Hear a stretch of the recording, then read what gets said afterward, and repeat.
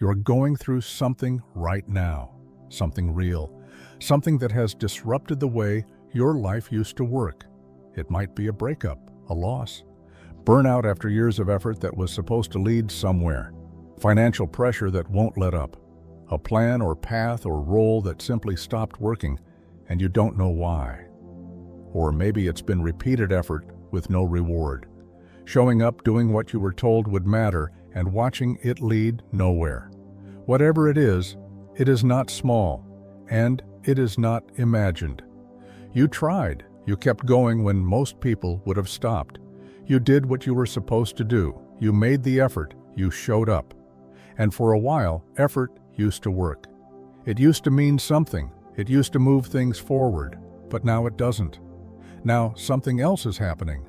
You are drained, worn down in a way that sleep doesn't fix, tired of life in a way you don't recognize.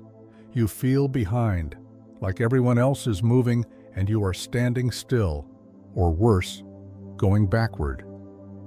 You feel isolated, even when people are around you, and somewhere underneath all of this, quietly, a thought has started to form, that maybe you are failing, that maybe this is your fault, that maybe you are not enough. You don't recognize yourself anymore. This version of you, tired, numb, barely holding on, this is not who you thought you would be. And so you begin to wonder if something is wrong with you. But what if it isn't? What if this isn't happening because you failed, but because something in your life can no longer continue the way it was? Because when struggle goes on long enough, something shifts. It's not just that life feels hard, it's that you begin to feel different inside. Your motivation, the thing that used to move you forward, starts to disappear, not all at once, slowly, like something draining out of you that you can't refill. You wake up, and there's nothing pulling you into the day, no clarity, no direction, just the weight of having to keep going without knowing why. You feel numb, not sad exactly, not angry, just absent, like you're watching your own life from behind glass. There's an emptiness where purpose used to be, where meaning used to live, and you don't know when it left or how to get it back. You look at yourself and you don't recognize who you've become. This tired, withdrawn, barely functioning version of you, this isn't who you thought you would be. You start to feel defective, like something is broken in you that works fine in everyone else. You compare yourself to other people, the ones who seem to have it together, the ones who are moving forward, and you feel smaller, left behind, like you missed something essential that they understood. And so the question becomes, what is wrong with me? At some point, the problem stopped being the situation and started becoming who you think you are. The struggle didn't just exhaust you, it rewrote how you see yourself. But what if the meaning you're giving this phase is wrong? What if this isn't ordinary failure? What if what you're experiencing right now, this collapse, this exhaustion, this sense that everything is falling apart, what if it isn't what you think it is? What if life sometimes has to remove things before it can rebuild them? What if the structures that used to hold you, the identities, the plans, the ways of being that once worked, what if they have to fall away before something new can take root? What if this exhaustion you're feeling isn't weakness, but transition? What if this phase exists for a reason you cannot see yet? Not a reason you chose, not a reason that feels fair, but a reason that operates beneath the surface of what you can control. What if the collapse itself is not the problem, but the interpretation you've been forced to give it? Because you were taught that struggle means failure, that falling apart means you did something wrong, that if you can't hold it together, you are the problem. But what if that was never true? This pattern was noticed long before you were born. There is an old word for what you are going through. Katabasis. It comes from ancient Greek. It means to go down, not as punishment, not as failure, not as a sign that something is wrong with you, but as a phase, a necessary descent that sometimes has to happen before anything new can begin. The people who first used this word weren't trying to comfort anyone. They weren't creating philosophy to make life easier. They were simply observing a pattern that kept appearing in human experience. They noticed that transformation, real transformation, doesn't begin when things are going well. It begins when something falls apart. Real change does not begin with improvement. It begins with collapse. This wasn't motivational language. It wasn't meant to inspire. It was meant to describe what actually happens when a life reaches a point where the old way of being can no longer continue. You go down before you go forward, not because you failed, not because you weren't strong enough, but because something in your life has finished its usefulness, and the only way to move beyond it is to let it fall away. This is Katabasis. It is not modern self-help. It is not positive thinking dressed up in old language. It is an observation about how life works, one that was made thousands of years ago and has been recognized again and again across cultures, across centuries, across human experience. And much later, psychology discovered the same thing. Because when psychology began studying human development, studying how people grow, how they change, how they move through crisis, it found the same pattern. Breakdown doesn't happen because something is wrong with you. It happens because you kept going long past the point where the old way of living stopped working. You stayed in a role that no longer fit. You held on to an identity that had outlived its purpose. You kept pushing forward with a version of yourself that was built for a different season of your life. And the psyche, the deeper structure of who you are, cannot reorganize itself while the old structure is still in place. It cannot rebuild while you are still clinging to what used to work. This is why breakdown so often follows long effort. Not because the effort was wasted, but because the effort eventually reveals that the framework you've been operating within has reached its limit. The version of yourself that got you here, the beliefs, the strategies, the identities you built to survive and succeed, they served you. They carried you as far as they could, but now they can't carry you any further, and so they begin to collapse. Not because you are weak, not because you failed, but because they have finished their work. What feels like failure is often the collapse of a version of you that has finished its work. This is not pathology, this is structure.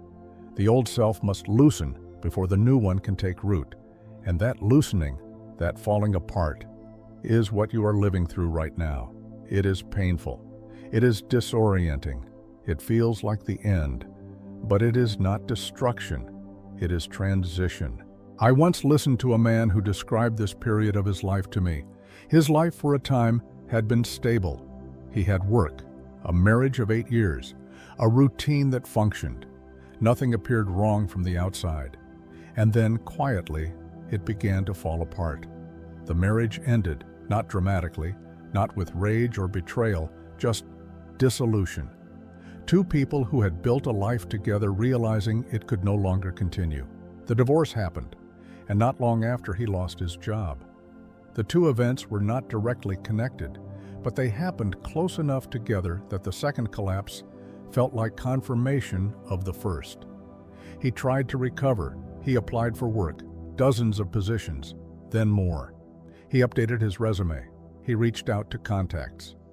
He did what he was supposed to do. Months passed. No offers, no callbacks. Just silence or polite rejections that said nothing about why. The effort itself became exhausting. Not because it was physically difficult, but because it led nowhere. Every application felt like throwing himself against a wall that would not move. And slowly, something else began to happen. The frustration turned inward. He began to wonder if something was wrong with him, if he had become unmarketable, if the divorce had damaged him in ways others could sense but he could not see. He withdrew, not intentionally, but the energy required to stay connected to people, to explain where he was, to pretend things were fine, became too much. He stopped reaching out. He stopped answering calls. He felt numb, empty in a way that had no clear cause and no clear solution. He no longer recognized himself, the man he had been, capable, stable, someone who could handle difficulty. That version of him felt gone. And he did not know who had taken its place. At the time, he believed his life was falling apart. And if you are listening to this right now, you may believe the same thing about your own life. You may believe that what you are going through is evidence that you failed, that you are behind, that something fundamental is wrong with you. But the way you have been interpreting this phase makes it heavier than it already is. You have been treating this moment as evidence against yourself, as proof that you are not enough, that you cannot keep up, that you have somehow fallen short. And that interpretation is wrong. This is not failure. This is not punishment. This is not weakness. What you are experiencing is not random collapse. It is not the result of personal deficiency. It is not a sign that you were never capable to begin with. It is a phase, a necessary phase, that happens when the life you have been living, the identity you have been carrying, the framework you have been operating within, reaches the end of its usefulness. Something in you has outgrown the structures that used to hold it. And those structures cannot stretch indefinitely.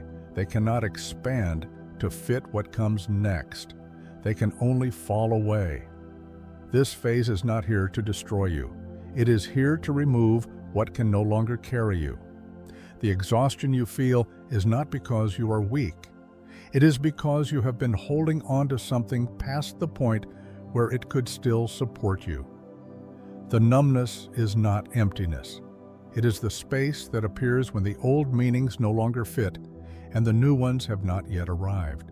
The collapse is not the end of you. It is the end of a version of you that has finished its work. And you do not need to fight it. You do not need to fix it.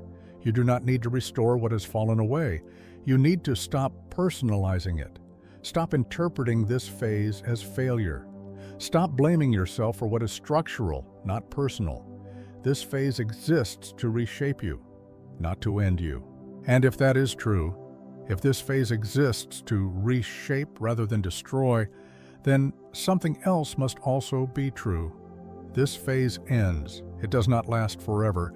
It is not permanent. It is not the rest of your life. It is a passage, and like all passages, it leads somewhere. You cannot see where yet, and that is normal. Right now, something is being cleared. Old structures are loosening. Beliefs that once defined you are falling away. Identities that carried you through one season of life are releasing their hold. This feels like loss because it is loss, but it is also preparation. Space is being made. Ground is being cleared. Room is opening for something that could not have fit as inside the life you were living before. You cannot see what is forming yet. You cannot name it. You cannot plan for it. And that does not mean nothing is happening. Confusion does not mean stagnation.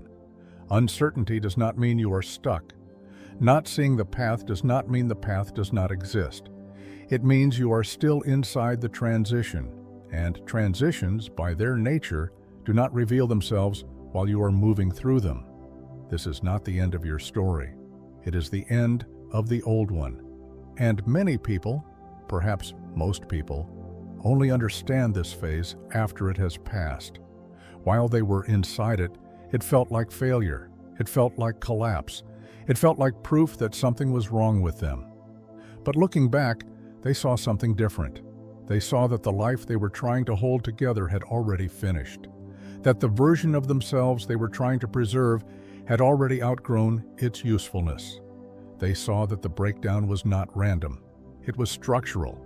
It was necessary. And what followed, the new orientation, the new direction, the new sense of self, could not have emerged without it.